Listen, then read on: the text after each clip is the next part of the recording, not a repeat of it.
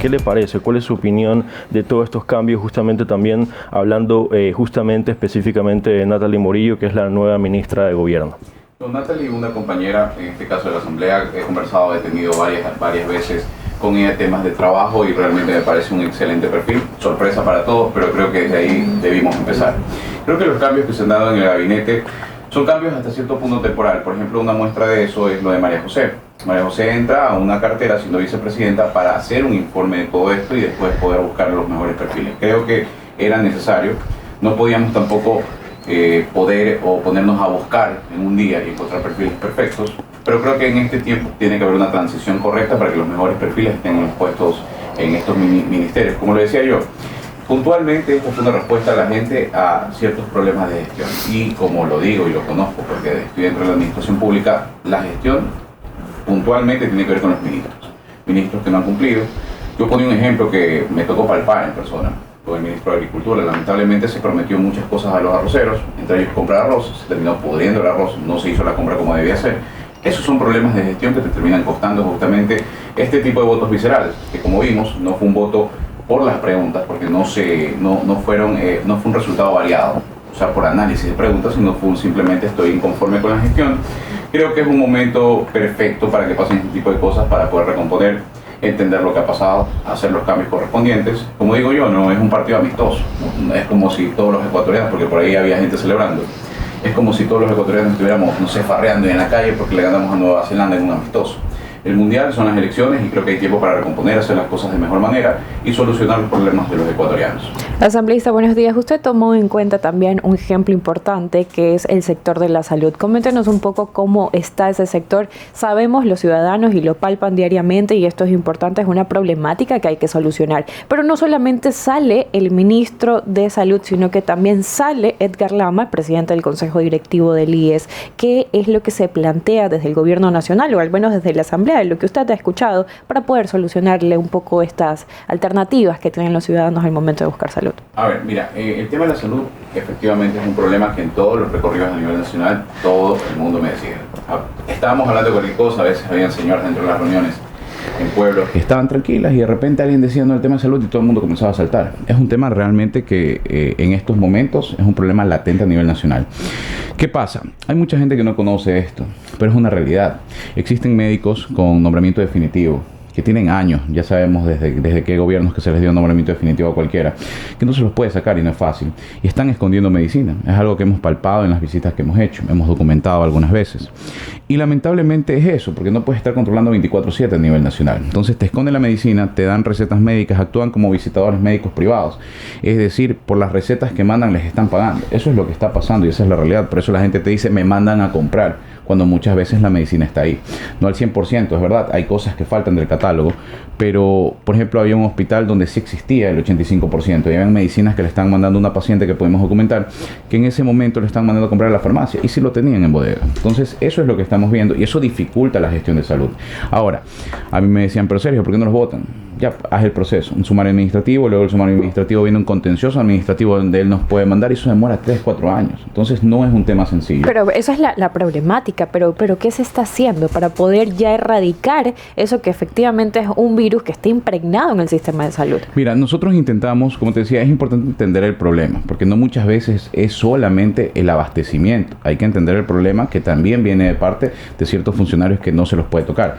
Y la mayoría se ha acostumbrado a ganar dinero de esta manera. Entonces, eso es importante. Ahora, ¿cuáles son las soluciones? Ciertos cambios que tenemos que hacer dentro de contratación pública. Nosotros habíamos puesto una ley que en este caso evaluaba a los funcionarios públicos cada 6 meses. Entonces, lógico, si no estás cumpliendo con tu trabajo, si te detecto este tipo de cosas, te vas. Pero se pusieron a llorar y lógicamente dijeron que no, que sí, que no se respetan los derechos laborales. Yo siempre he dicho, los buenos funcionarios públicos hay que cuidarlos porque eso es lo que se necesita. Pero los malos hay que mandarlos a su casa, que vayan a buscar en otro lado, porque definitivamente el servicio público es eso, servir. Y no se estaba haciendo de esa manera. Aprobamos una ley que permitía evaluarlos. Aprobamos una ley que mejoraba el tema de compras públicas también para ser menos discrecionales.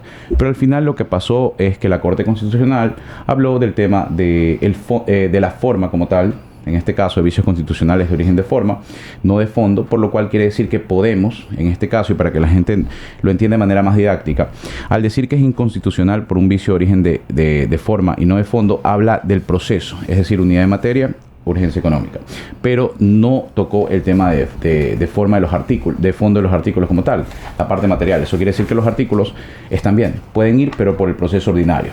Es decir, ¿cuál es la solución? Nosotros como Asamblea tenemos que tratar todas las cosas positivas que hemos hecho. Por darte un ejemplo en otras materias, aprobamos una ley que permitía juzgar a los niños sicarios como adultos. Ya, eso también tenemos que retomarlo. Que a algunos no les gustaba. Definitivamente ya sabemos a quiénes. Pero en este caso, nosotros tenemos que retomar todo el trabajo que habíamos ganado, pero por la vía ordinaria. Es decir, nos va a tomar mucho más tiempo porque tiene otro proceso, en este caso, la formación de una ley por la vía ordinaria, pero es el camino que nos toca en este momento tomar, un poco más largo, pero tenemos que buscar ese objetivo, los que sí queremos trabajar por el país. Buenos días, asambleísta. Yo le quería preguntar que tras los resultados de la consulta o del referéndum, ¿cómo es actualmente el ambiente interno de la asamblea? ¿Cómo se está trabajando internamente? Como siempre, un relajo. Como siempre, un relajo. Mira, nosotros pensamos que todos iban a entender el mensaje que se había dado, el jalón de orejas que nos dio los ecuatorianos a todos, de que básicamente es queremos resultados, señores, queremos resultados. Pero volvimos a entrar a la asamblea, hicimos cambios de orden del día importantes. El día de ayer, por ejemplo, estábamos haciendo una resolución de apoyo al trámite que se está realizando en estos momentos con Estados Unidos por el tema arancelario. Y se opusieron. Del otro lado del hemiciclo se opusieron. ¿Cómo te puedes oponer a algo que es positivo para los exportadores, para que ingresen recursos al país? Asimismo, también temas de fiscalización. Y solicitamos una fiscalización, también se opusieron. Entonces ahí es cuando entiendes o dices, no, ok, no quieren trabajar. Porque realmente si quisieran trabajar, hay temas en los que obviamente pues son temas políticos, podemos tener controversias, pero hay otros temas que tienen que ver con seguridad, con fiscalización, con temas productivos para el Ecuador, en donde todos deberíamos estar de acuerdo. Y del otro lado del hemiciclo, lamentablemente, se mantiene la misma oposición de esa manera, una oposición por oponerse sin un argumento como tal, es decir, más ideológico que otra cosa. Buenos días, asambleísta. Por mi lado, quisiera conectar un poco de las cosas que mencionó. Usted decía en el tema de salud que es un problema el hecho de ciertos funcionarios que tienen varios años allí ya de algunos gobiernos, principalmente el que sabemos, entiendo yo que se refiere al gobierno del correísmo directamente. Entonces, mi consulta sería si usted considera, o no en este caso, que es un problema justamente que sigan o formen parte del gobierno de diferentes aristas o niveles, exfuncionarios correístas o gente que formó parte del gobierno correísta, y de qué manera al final eso tiene, o sea, ¿qué visión le trae usted sobre este tema de los funcionarios correístas? A ver, yo creo que el tema no trata de ser o no, porque eso ya depende de cada quien, pero es el tema del funcionamiento que puedas tener dentro de tu ejercicio profesional. O sea, tú puedes ser, en este caso, una persona que tú estuvo en ese movimiento, pero si tú haces bien las cosas, no tiene por qué recriminarse, porque estás tomando el tema desde un punto de vista profesional más que otra cosa. El problema es cuando estos funcionarios mencionan el gobierno no porque hayan sido, porque yo estoy seguro que ni siquiera lo fueron, simplemente están ahí porque los metieron, porque no fueron grandes dirigentes ni nada por el estilo, son funcionarios públicos comunes y corrientes. Pero ¿por qué te menciono? Porque ahí se les dio nombramientos definitivos que blindan en este caso poderlos sacar, lo cual corregíamos con la evaluación cada 6 meses, pero lamentablemente sin esa evaluación tendríamos que esperar a la evaluación como está en la ley, que hace años no se hace. ¿Ok? Entonces el proceso sería mucho más largo para poderlo sacar así. Y si quieres irte por la vía normal, que es el sumario administrativo, necesitas una serie de carga probatoria y seguir el debido proceso que te va a tomar años. Entonces ese más que todo es el problema en estos momentos. Necesitamos una herramienta eficaz para poder evaluar a los funcionarios públicos y los buenos que se queden, es decir, hasta cuidarlos y fomentar que sean así, y los malos tienen que irse a su casa. Asambleísta, ¿qué proyectos considera que son urgentes para la crisis económica y también de seguridad? Que obviamente todos los ecuatorianos anhelan tener mejor seguridad. A ver, es clarísimo lo que yo siempre digo. La seguridad tiene que ver con economía directamente. Es puntual. El mejor ejemplo es lo que pasó en El Salvador. O sea, por ejemplo, yo recuerdo mucho un video en donde una señora estaba vendiendo en un parque. Ella vendía hot dogs y ella decía: ¿sabes qué? Puedo atender hasta la 1 de la mañana, la gente pasea en este parque y puedo vender. Antes no podía salir ni de mi casa. Eso quiere decir que si tenemos seguridad, se reactiva la economía también. Porque tú no puedes poner un puesto de salchipapa fuera de tu casa en este momento sin que te vacunen. No puedes poner un negocio sin que te vacunen. Hay gente que todavía no entiende que todos vivimos de la política. Pero hay gente, no, yo no vivo, yo vivo en mi trabajo. No, todos vivimos de la política. Todos los días. Todos los días. Porque cada decisión que pueda tomar bien o mal un gobierno termina afectándonos a todos nosotros. Hasta el vendedor de agua. Yo siempre pongo este ejemplo. Si por una calle pasan 10 carros y tú vendes 10, 20 aguas al día, resulta que después por una mala decisión votan gente, ya no pasan 10, pasan 2, entonces vas a vender menos también. Hasta el vendedor de agua se afecta con una decisión macroeconómica. Entonces tenemos que ser responsables para tomar decisiones. Y en este caso, lo primero tiene que ser la seguridad. Con seguridad reactivamos la economía. Los empresarios van a confiar en poder ponerse un negocio, en vender celulares, en lo que tengan que hacer, porque saben que no los van a secuestrar, o al menos tienen mayor seguridad. Eso es primordial. Y segundo, darle seguridad jurídica a las empresas extranjeras, porque lógicamente sin inversión es difícil que reactivamos el aparato productivo del Estado. Y por parte del Estado, en este caso, pues tengo entendido que ya en enero llegan fondos justamente para lo importante, para inversión pública. Y esto se ha logrado gracias a que se han tomado decisiones que siempre, como digo yo, pueden ser controversiales, como el tema del subsidio, que no fue eliminación, fue redistribución, hay que entenderlo claro. Pero este tipo de cosas son importantes, ¿por qué? Porque permiten manejar de mejor manera pues el recurso público, distribuirlo a quien lo necesita y lógicamente con esto también tener como parte de Estado una parte de ahorro para poder invertir socialmente. Y justamente ayer estábamos hablando que había ganado el no y que había subido también el riesgo país, lo que dificulta que los países pues tengan esa confianza en Ecuador. Hablemos ahora de seguridad. Justamente en las preguntas del referéndum mencionaban eliminar la prohibición para las bases militares o las bases extranjeras. El presidente manejó después un argumento que no eran bases militares, sino que era cooperación internacional. ¿Usted cómo cree que va a estar el panorama ahora para combatir el crimen? Primer punto. Y segundo punto, ¿la ciudadanía o el Ecuador le dijo no a la seguridad o le dijo no al presidente de la República? Mira, yo creo que en ciertos análisis hay que ser siempre puntual y no dar muchas vueltas. Realmente fue un no al gobierno. Tenemos que hacer un mea culpa a todas las personas que pertenecemos a la parte pública, tanto asamblea, en este caso gobierno, pero sobre todo ministros, porque como digo yo, son los ministros los que están en las carteras de Estado y tienen que solucionarle los problemas a los ecuatorianos. Yo recuerdo muchísimo y repito este ejemplo porque fui parte de esto. Justamente pues los arroceros querían levantarse al paro. Fui a conversar con ellos, con otros asambleístas, y se llegaron a acuerdos. Estos acuerdos el ministro anterior los ratificó y los prometió y no los cumplió. Entonces ahí es donde digo, ya no es un tema, y el presidente ordenó la compra de arroz. Lo ordenó y aún así no se cumplió. Entonces ya no es un tema del presidente, es un tema de gestión de ministros, y eso es lo único que hay que corregir, porque no es el presidente que está en todos los ministerios todos los días resolviendo las cosas. Él tiene que liderar un gobierno y son los ministros los que tienen que ejecutar. Entonces la respuesta fue puntualmente no por las preguntas, porque si no hubiéramos tenido que en el tema de los asambleístas todos hubieran votado que sí, porque a nadie le gusta la asamblea. Hasta el mismo Rafael Correa dijo que ellos iban a perder en la pregunta de la reducción de asambleístas y también la del fondo. Correcto. Entonces los ecuatorianos realmente que tomaron esta decisión no votaron por las preguntas, porque si no hubiese sido un voto, como digo yo, claro, diferenciado. Variable. En unas sí, en otras no, lo que debe ser, porque había un análisis. En la consulta anterior, de hecho, fue así. Hubo 2 preguntas en las que los ecuatorianos dijeron no, en las otras sí. Eso indica que hubo un análisis de las preguntas. Cuando tú votas una sola plancha, estás votando de manera visceral, como digo yo, sea por la decisión que vayas a tomar. Si la tomas por el sí es porque estás votando por el gobierno, si la tomas por el no es porque estás votando en contra del gobierno. No hay mucho más que analizar ahí. Lo que hay que hacer en este momento es corregir. Ahora, en los temas de seguridad, como te digo, lo que tenemos que hacer es tomar el camino largo. No nos queda otra opción. O sea, antes teníamos opciones. Teníamos la urgencia económica, que desde mi punto de vista estaba facultado, porque el 140 es claro. Teníamos la unidad de materia también. Para mí el principio, la conexidad teleológica que te dicen en materia jurídica existía, porque como les expliqué, la seguridad tiene que ver con economía directamente. Correcto. Y hay principios básicos de derecho que, como digo yo, te permiten extrapolar hacia allá, pero no lo quisieron ver de esa manera. En el matrimonio igualitario, no, dice hombre-mujer la Constitución, ¿ya? Pero ahí sí hagamos test de proporcionalidad, derecho comparado internacional, ahí sí está bien, vámonos en contra de la Constitución. Pero cuando se trata de temas de seguridad, ahí no vamos al derecho comparado, por ejemplo, en España. En España existe el derecho penal de segunda y tercera velocidad para combatir a ETA, porque es un grupo terrorista. Entonces tienes un derecho especializado en eso que por ahí es más restrictivo, pero para ellos, no para el resto de la sociedad. Ahí no hicieron derecho comparado, ahí no hicieron test de proporcionalidad, ahí simplemente dijeron, no, la Constitución dice esto de aquí, vamos a ser más puros que el Papa, como digo yo, y ahí sí nos pusieron la traba. Entonces teníamos eso, después tuvimos la constituyente, era una opción, dijeron que no. Entonces nos queda la tercera, y es la última opción que tenemos, el camino ordinario en materia legal, en este caso, seguir el orden normal y cronológico que nos da la ley para lograr sacar estas leyes adelante, que creo que hay mucha gente que no entiende lo que pasó con Fito. ¿ya? Pero una de nuestras leyes aprobadas, 2 de ellas de hecho se articularon para capturar a Fito. Una nos permitía el allanamiento con control posterior judicial, que eso fue una de mis reformas dentro de la comisión, porque el presidente, bueno, en este caso Lenin, que es el jurídico, Stalin, perdón, la envió diciendo que era una aprehensión y en este caso, perdón, una detención sin orden judicial.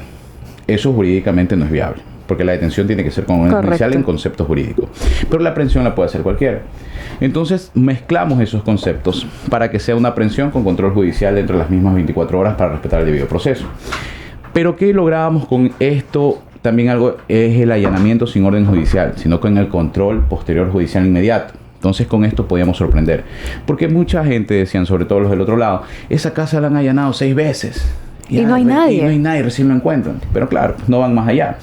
Para que salga un allanamiento, el orden judicial pasa por muchos filtros. Está el juez, está el secretario, está el ayudante y está el notificador. ¿Ok? Que le manda la notificación a quien la pidió, en este caso pues la fiscalía. Todos esos filtros pasan. Entonces facilito, ñaño, te van a caer cualquiera. Y por eso el pana tenía que moverse a la casa de al lado y ya, porque la orden era para ese lugar, no la casa de al lado. Y desde ahí ver a los policías, es blanco, y matarse de risa. Con esto se logró sorprenderlo. Se lo sorprendió, se lo captura.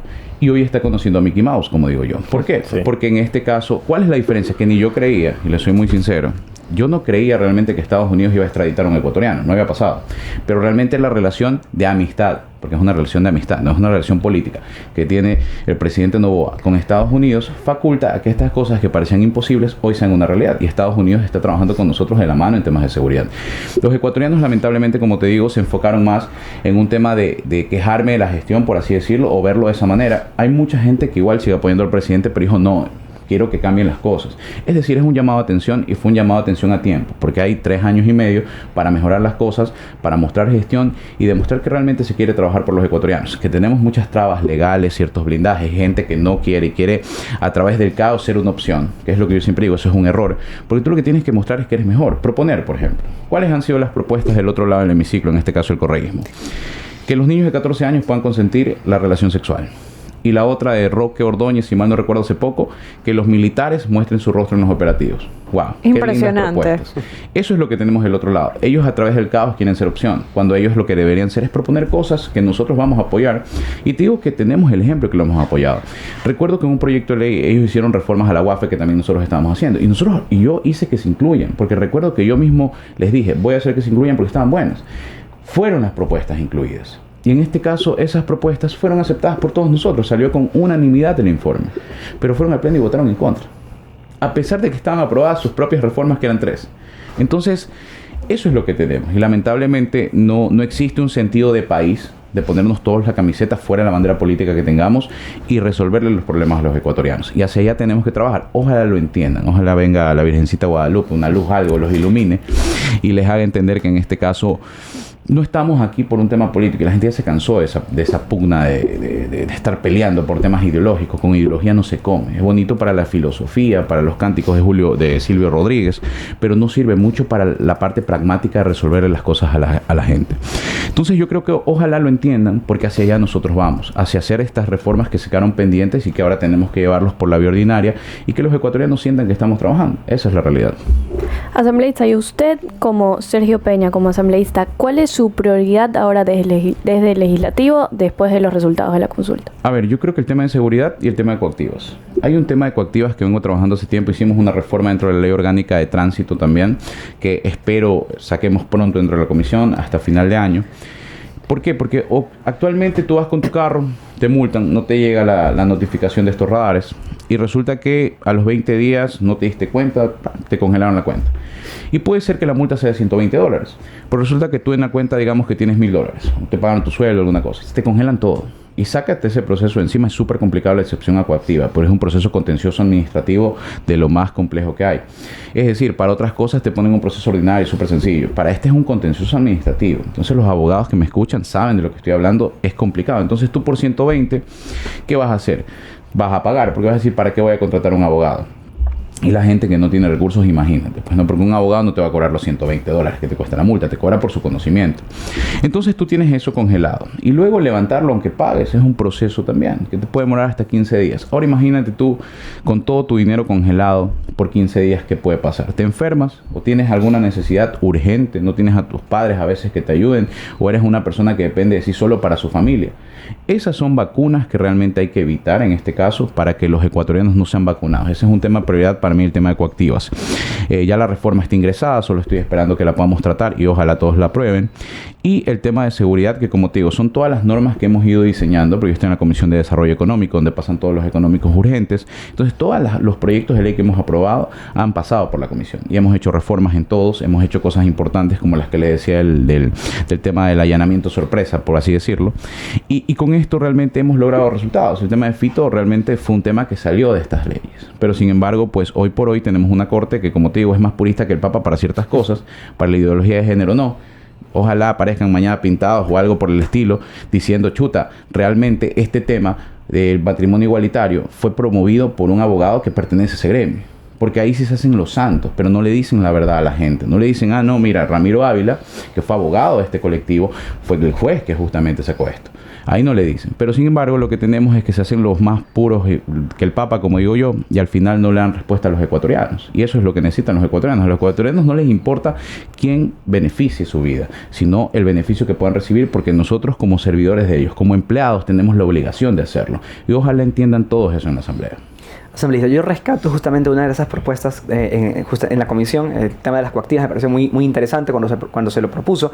Y yo quisiera un poco recordar, volviendo al 2023, justamente porque en ese entonces la campaña del gobierno estaba enfocada en el tema de que no solo el tema de seguridad, sino también la parte económica. Entonces, me parece muy interesante, dado que usted está justamente en la Comisión de Desarrollo Económico, y cuál sería, digamos, que la postura, en este caso, de Sergio Peña en materia económica. Lo digo porque, más bien, yo tenía una consideración de usted como una persona de izquierda, más que todo, más impregnada al socialismo, al siglo XXI, como línea. Entonces, yo quisiera saber cómo se relaciona eso con lo que usted considera que debería apuntar el modelo económico del país.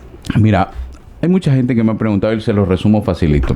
A ver, yo no soy ni de izquierda ni de derecha, yo soy pragmático, a mí me gustan los resultados. Pero definitivamente en un país como el nuestro es importante también servir a la gente que menos tiene, porque también hay gente con menos oportunidades. Pero no quiere decir que el rico es malo, el pobre es bueno, no, eso no existe, que ahí ya nos vamos a esas líneas. Al debate ideológico. Aquí hay que ser prácticos. El rico es quien genera las plazas de trabajo. Obviamente la gente, la mano de obra en este caso sale de gente que necesita trabajar, que generalmente no es gente rica, lógicamente, porque el rico tiene en este caso el capital, entre otras cosas, para producir. Chévere. Todos somos importantes en esa cadena, todos y cada uno. Entonces, ¿qué es lo que tenemos que hacer? Entender que todos somos fundamentales dentro del desarrollo económico del país. ¿Qué tenemos que hacer? Darle seguridad, en este caso, a los inversionistas, a quien pone la plata sobre la mesa para poder, obviamente, desarrollar y producir y dar trabajo a la gente. Pero no puede existir seguridad jurídica en un país donde tenemos jueces como los que tenemos, que liberan a delincuentes todos los días, con un marco jurídico que no permite en este caso. Yo soy, una de mis maestrías es en Derecho Marítimo, donde se maneja mucho el tema del arbitraje. Entonces conozco lo que es una cláusula en este caso compromisoria y cómo se manejan, porque son bastante complicadas. Tú puedes manejar una ley de un país, hacerlo dentro de otra jurisdicción, inclusive con normas de un tercer país. O sea, es un tema donde puedes mezclar muchísimo, así funciona el derecho marítimo internacional, y no estamos listos para el arbitraje internacional porque aquí no hay abogados que puedan conocer legislación de todo el mundo, y generalmente por eso siempre perdemos. Pero en este caso es necesario buscar la manera de que no exista la prohibición tampoco legal dentro de la Constitución, porque ahí es donde viene el punto. Por un lado es complicado, pero por otro lado sí estoy de acuerdo, y ahí es donde entramos a lo que tú me preguntas. Yo soy práctico. ¿Qué necesitamos en la economía? Darle seguridad jurídica, en este caso a las empresas, para que vengan a invertir. Segundo, manejar el tema de manera judicial, buscar la manera de sacar este tipo de controversias que pueden existir entre Estado y empresas de la parte judicial, porque tú no puedes confiar en los jueces que tenemos hoy en día, es imposible. Todos los jueces, y esto te lo puede decir cualquier abogado que converses, te piden plata, es impresionante. Es raro el juez que te dice, no, sí, claro, iba en derecho. Ya, me acuerdo que un día tenía un juicio de un pagaré cuando estaba en libre ejercicio, y hay algo llamado visto bueno, que esto muy pocos abogados lo manejan. Entonces yo le saco el tema del visto bueno para demostrarle que el pagaré no estaba completo, porque no tenía un visto bueno. El juez ni siquiera sabía lo que le hablaba. Tuvo que apagar la cámara y volver en 12 minutos después de llamar a todo el mundo, porque justamente uno de mis compañeros trabajaba en un despacho al lado y me dicen, es que está llamando a todos los jueces para preguntar qué es visto bueno. Y después de como 12 minutos estuvo la cámara apagada de él, pero dijo, sí, un momento, vamos a suspender la audiencia, voy a analizar las excepciones que había planteado. Y preguntando, oye, ¿qué es eso? ¿Qué es eso? Entonces te das cuenta que lamentablemente el nivel judicial que tenemos en Ecuador es complejo y ninguna persona. Yo les digo a todos ustedes, digamos que tienen $1 millón ahorita para invertir aquí en Ecuador, en algo no tan grande. Tú sabes lo que es meter tu plata en este país y decir, oye, y si mañana tengo una controversia por invertir, yo sé que voy a terminar con esos jueces, que si la demanda es por 2 millones me van a pedir el 10%. Entonces es complicado eso. Creo que las reformas en este caso tienen que pasar por el tema judicial, tenemos que ir al tema de seguridad, porque son temas que accesoriamente te van a dar una mejoría económica. ¿Por qué? Porque si yo veo un país en donde las cosas están mejorando, sobre todo en la parte judicial, donde puedo invertir y sé que tengo seguridad jurídica de que se va a cumplir mi contrato, de que existirá justicia, de que si quiero reclamar no voy a tener una vía que me dure años donde me van a extorsionar, que es lo que pasa judicialmente, lo vas a hacer. Pero lamentablemente hoy por hoy, si a mí tú me preguntas, ni yo metería mi plata cuando sé que si hago un contrato con el Estado o vengo a poner mi plata aquí, mañana viene un juez, yo tengo un problema con el Estado y mañana viene un juez y de lo que yo he invertido me va a pedir el 15%, porque esa es la realidad que pasa hoy por hoy. Entonces creo que por ahí tenemos que empezar. Seguridad, tema de justicia, lógicamente para que comiencen a llegar a estas inversiones. Asambleísta, ya para ir cerrando, porque nos quedan pocos minutos, ¿qué opina sobre ir a una nueva asamblea constituyente, obviamente en un futuro cercano, medio cercano, porque eso lo dijo el exministro de Gobierno, José de la Gasca, con una entrevista al diario del Universo? Bueno, respeto muchísimo el criterio, en este caso de José, pero yo te digo, yo no creo que es el momento. Tendrá que pasar mucho tiempo. Es más, yo creo que nos salvamos. Porque tal vez si vamos a una constituyente y en estos meses no había un cambio realmente, o sea, no había este jalón de orejas, tal vez no habían los cambios que teníamos que hacer. Imagínate que en la constituyente la mayoría hubiese sido del otro lado. Ya no solamente no hubiera servido para nada, sino que te hubieran mantenido o la hubieran hasta reforzado, y como hacía yo en una ironía en un post, te hubieran puesto que Dios vuelve a la Constitución en la figura de Chávez. Entonces, preferible, yo creo que Dios sabe por qué hacer las cosas, el pueblo en este caso nos dio un llamado de atención y nosotros tenemos que tomarlo como lo que es. Porque repito, si esto no pasaba y pasábamos la constituyente y las cosas no cambiaban, tal vez tenías una constituyente completamente correísta. Asambleísta, usted, hace mucho que lo entrevisté cuando estaba recién en esto de postularse y de candidato. Yo le pregunté, ¿pero qué pasa si en la asamblea usted escucha que ADN, porque en ese momento usted estaba con RC, ¿qué pasa si usted escucha que ADN pues tiene una buena propuesta? ¿Usted lo apoyaría? Usted siempre mencionó que sí. Evidentemente, en algún momento usted lo hizo, recibió el rechazo de parte de su partido, pero vemos que esta es una situación bastante cotidiana que se está dando, pero con mucha regularidad. Y lo vemos ahora con Marcela Aguiñaga. Correcto. ¿Cómo se lleva usted con Marcela Aguiñaga? ¿Usted considera que si ella se vuelve independiente y se lanza a la prefectura, realmente obtendría los votos o ya definitivamente su carrera política se acabó? No. La gente tiene que entender que ellos piensan que son o que tienen en este caso o son la mitad o son los ecuatorianos o representan a los ecuatorianos. Mentira, ellos tienen un voto duro que es gente que recuerda las obras que hizo en su momento Rafael Correa, que como yo siempre digo, al César lo que es el César, tuvo un buen periodo, hizo obras, ciertas cosas, obvio otras cosas que corrupción, bueno, muchas cosas que se pueden, en este caso podemos entrar al debate, pero hay cosas positivas que la gente lo ve, que son las obras, ¿ok? Y ese es el cariño que le tiene ese voto duro. Pero lamentablemente, él nunca pensó en un recambio generacional, en nuevos líderes, por egoísmo, lógicamente, porque cuando ya estuve adentro, te puedo decir, cuando yo tuve mi problema, no fue por eso. O sea, la gente lo ve así y yo no lo he rebatido mucho porque me da igual lo que piensen, me da igual. Yo vine acá para trabajar y si tengo que salir en 4 años me voy a mis estudios jurídicos y soy el hombre más feliz del mundo, pero muchas veces les decía en la asamblea, extraño litigar, porque ahí al menos hay debate, al menos hay altura.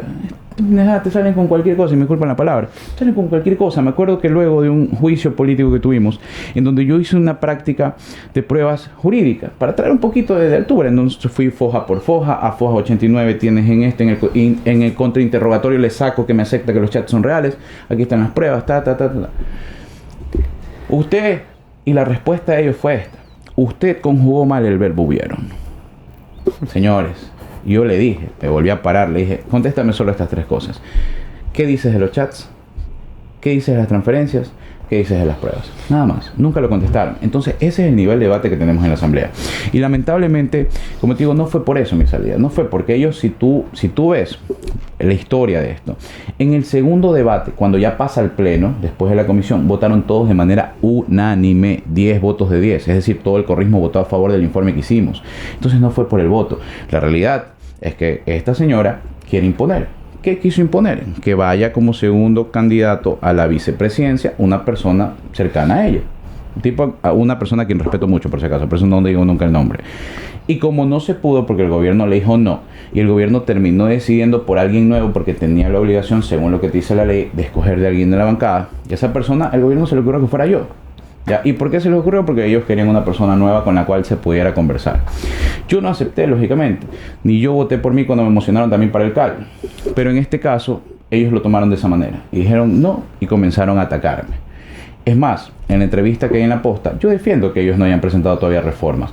Y digo, las van a presentar posteriormente, cuando ni siquiera me habían dicho nada, pero yo las iba a presentar por ellos. Y de hecho hice una presentación de 4 artículos que con la gente de presidencia discutimos todo eso y me dijeron, nos hemos bajado medio bloque de seguridad por ti, pero está bien tus propuestas. Y me las aceptaron inmediatamente. Entonces yo iba a seguir trabajando. Y salió esta señora, como no le gusta que le quiten cámara, a decir que todo lo que yo decía era mentira en redes sociales. Entonces ahí fue cuando le contesté por cosas como esta ganando Novoa. Para finalizar rapidísimo, Marcela Guiñaga, divorcio político con la RC. Tiene muchísimo futuro, es una persona que está trabajando excelentemente. Yo te digo, hace poco que estuvimos recorriendo distintos cantones, pasé por una vía de 4 carriles que ha hecho por Daule, impresionante. Tiene mucho futuro afuera. No es el fin para Marcela Guiñaga. Fuera del correísmo hay un mundo gigante para conocer.